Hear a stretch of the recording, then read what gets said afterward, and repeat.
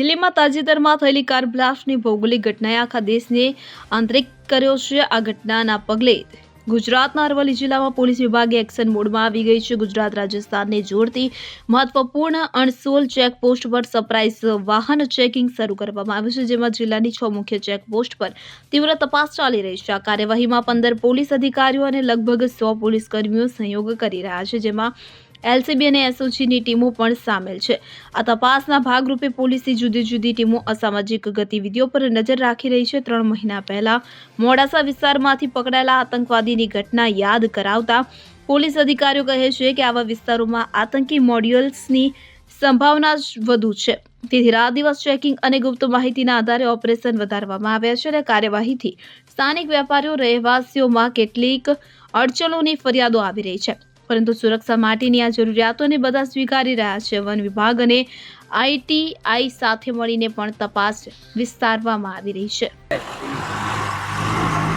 દિલ્હીમાં કારમાં થયેલ વિસ્ફોટના બનાવ અનુસંધાને ગુજરાત રાજ્યના ડીજીપી સાહેબશ્રીના આપેલા હાઈ એલર્ટના અનુસંધાને ગાંધીનગર રેન્જ ડીઆઈજી સાહેબ તથા અરવલ્લી જિલ્લા પોલીસ વડા શ્રી મનોહરસિંહ જાડેજા સાહેબના સૂચના અને માર્ગદર્શન મુજબ આજ રોજ અરવલ્લી જિલ્લામાં આવેલ રાજસ્થાન અને ગુજરાતને જોડતી સરહદ ઉપરની ચેકપોસ્ટો ઉપર રૂટીન વાહન ચેકિંગ કરતાં વધારાનું સરપ્રાઇઝ વાહન ચેકિંગ હાથ ધરવામાં આવેલું છે, જે અનુસંધાને કુલ જુદી જુદી 6 ચેકપોસ્ટો ઉપર આશરે 100થી વધારે પોલીસ જવાનો અને 15થી વધારે પોલીસ અધિકારીઓ દ્વારા સરપ્રાઇઝ વાહન ચેકિંગ હાથ ધરવામાં આવેલું છે।